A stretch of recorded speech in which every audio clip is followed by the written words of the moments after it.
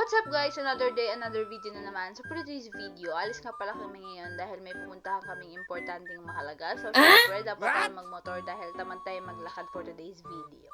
So yan, tamang drive nga lang ako dyan at syempre iniisip ko yung papunta sa kanila para alam ko pag namanhi ka na. Ay! Bakit may ganon? So yan, Charis. So yan, tamang drive lang ako dyan. Syempre tingin sa direction, tingin sa kaliwat kanan para pag bumunggo at malaglag, sa kanya lang tayo huhulog. Ay, Charis! Yan, syempre, medyo malayo nga pala yung dapat naming puntahan ngayon dahil, syempre, hindi naman kami magmumotor kung kami ay malapit lang, di ba? So, yan, tamang drive nga lang ako ng motor dyan. Kasama ko nga pala niya si Madam. Syempre, hindi ko muna siya papakita sa inyo dahil surprise. Siya nga pala yung best friend ko. So, siya rin yung nag-video dyan dahil siyempre, hindi naman natin mahahawakan yan. Siyempre, kung siya yan, nahawakan ko yan. Cherry! So, yan. Forest na yan dahil yan ay papunta na ng gate ng subdivision namin. So, kami nga pala isa sa dulong-dulo.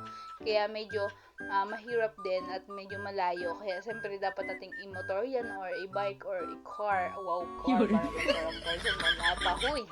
So, siyempre, nandito na tayo sa kanya.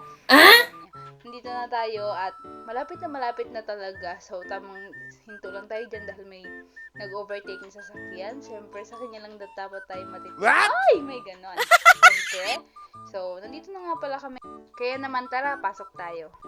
So, for today's nga is, nandito kami ngayon sa paggawaan ng salamin. Dito nga pala pumunta dahil siyempre, kailangan nating makita kung malinaw pa ang aking mata or ang ating mata para malamang may halaga pa tayo sa kanya. Ay, Cheris! So, yan, tamang consult lang kay doktora, tamang pili ng salamin na pipili. Then, after nyan is, umuwi na rin kami.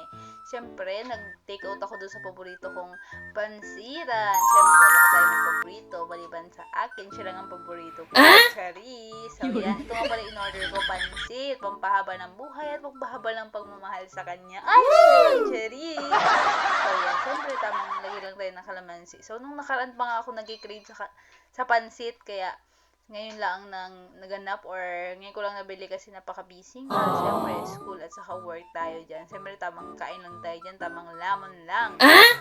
Person. So, yan. Siyempre, magkakalimutan na kumain. Siyempre, sa lahat ng mga pagkakataon, lalo na mga gusto natin kainin dahil ang buhay ay weather-weather lang. Minsan, hindi natin alam kung kailan tayo mamatay kung kumain tayo ng kumain. Charis! So, yan. Siyempre, hanggang sa maubos ko yan, in-enjoy ko talaga dahil gustong ko to. Siyempre, tamang inom ng tubig and then, bye-bye!